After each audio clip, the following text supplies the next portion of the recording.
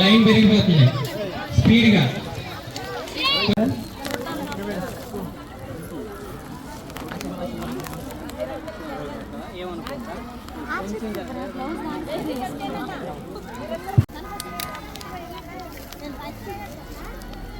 ఇక్కడ ఉండే వాళ్ళందరూ బయట నుంచి వచ్చిన గెస్ట్లేమో అనుకున్నా, కానీ కాదంట. వీళ్ళందరూ ఇక్కడే పెరిగి పెద్దయ్యి బయట చదువుకొని అదే జాబ్ సంపాదించి ఇక్కడికి ఇలా క్రిస్మస్ టైంలో వస్తారంట. వీళ్ళందరూ వచ్చి ఇలా ప్రతిదీ సాయం చేస్తారంట. నాకు ఇప్పటివరకు తెలీదు, ఇక్కడ మాకు తెలిసిన ఆయన చెప్తే ఇప్పుడు తెలిసింది.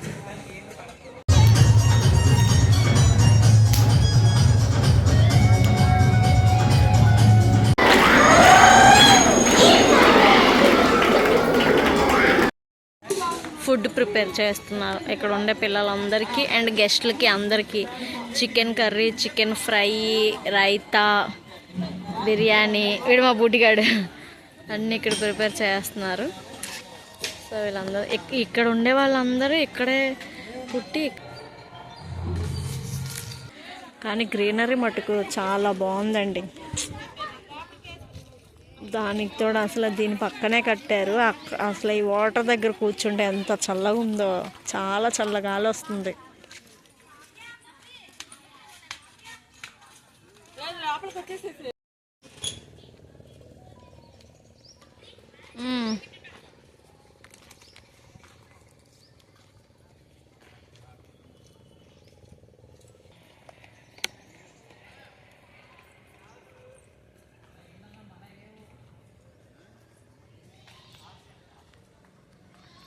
ఇదంతా చాలా గ్రీనరీతో భలే మెయింటైన్ చేశారు మొత్తానికి.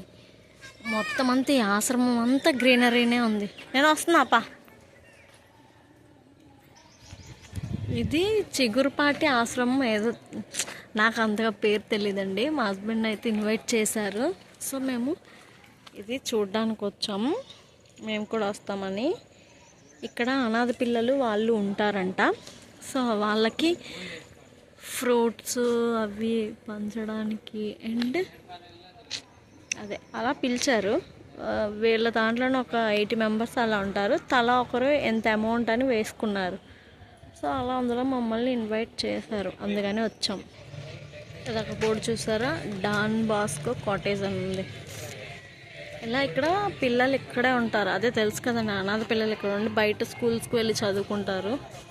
అలా ఆశ్రమంకి వచ్చాం. నేనైతే ఫస్ట్ టైం ఇలా ఆశ్రమంకి రావడం.